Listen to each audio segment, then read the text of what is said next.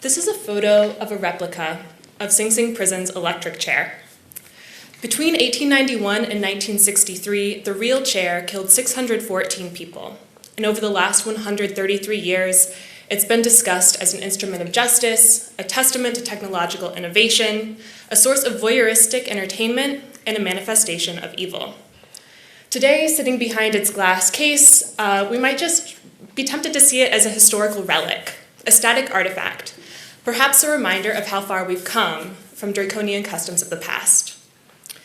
But for Clarence McCants, the incarcerated man who built this replica, the electric chair couldn't be confined to a bygone era.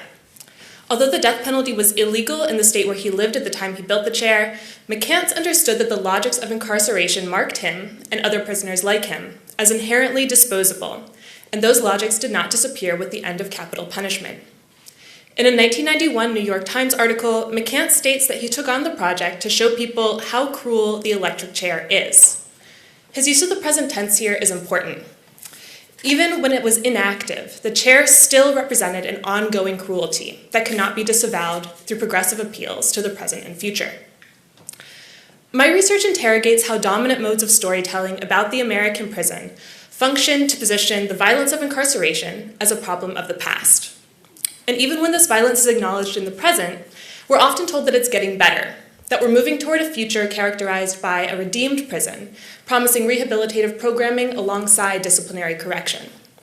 But what happens to our collective capacity to enact justice when our imaginations are shackled to institutions invested in human captivity? Through an examination of the narrative and curational work of the Sing Sing Prison Museum, I contend that popular reformist narratives about the American prison are not doing enough to challenge the present violence of incarceration. Items in the museum's collection, like this electric chair replica, convey myriad and multivalent stories that make ethical claims on our present and future, demanding that we resist the temptation to characterize all change as progress and all reform as justice. When we overlook the messiness of these stories and their present-day implications, we risk misplacing our efforts towards social transformation by reinvesting in systems of harm instead of searching for creative alternatives to these systems. In a nation where over 5 million people currently live under the supervision of our criminal justice system, we can't afford to keep repeating the mistakes of the past.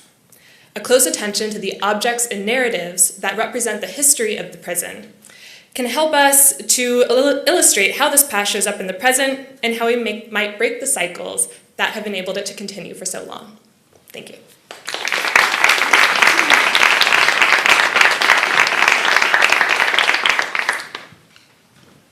Laura, thank you so much for that provocative presentation.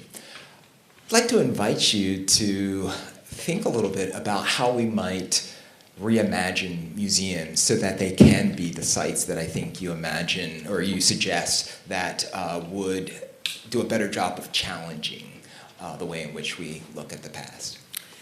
Thanks. That's a really great question. I think, one of the ways that I'm starting to think about this is I'm looking at some museum initiatives that are led by incarcerated and formerly incarcerated people.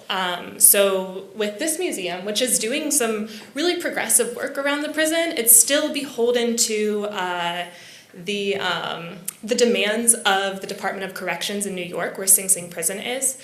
And so I think that when we really take a good hard look at the institutions that are operating behind the scenes to inform what kinds of narratives are able to be told, not only just who's telling them, but just the frameworks that we're presenting for telling these stories about the prison, that's really important to consider. Thank you so much. I'm wondering if Stephen has a question for you. Yeah, I mean, I really appreciate your presentation, and of course it's not the past. There's still a death penalty in Pennsylvania. There's currently people on death row in this state right now. And so I guess I wanted to invite you to say more about, like, you've created a dichotomy of, like, well, reform doesn't always do it, appeals to the past and future doesn't always do it. So what are you advocating for? And I'm sure it's more than just how we imagine our world. It's about our actual world. And so, in a non-reform way, what is the path forward? What is the thanks for that question. Yeah, and I would say a big part of how the actual world operates is has to do with how we're able to imagine these things, right? So that's one of the reasons why I work in the discipline of theology, because in a political studies program, for instance, you can do a lot of important work around what seems possible, what seems legible within our political systems as they currently exist. But I advocate for really trying to step outside and against those logics that constrain our imaginations of what we can achieve by voting or by going to the courthouse, that kind of thing.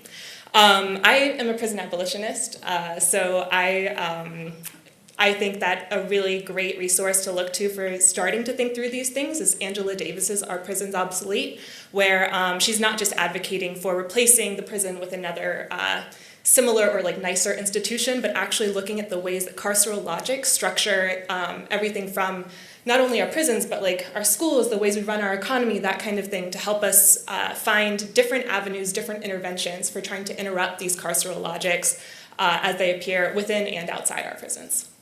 Thanks. Wonderful. And your timing is perfect. Thank you.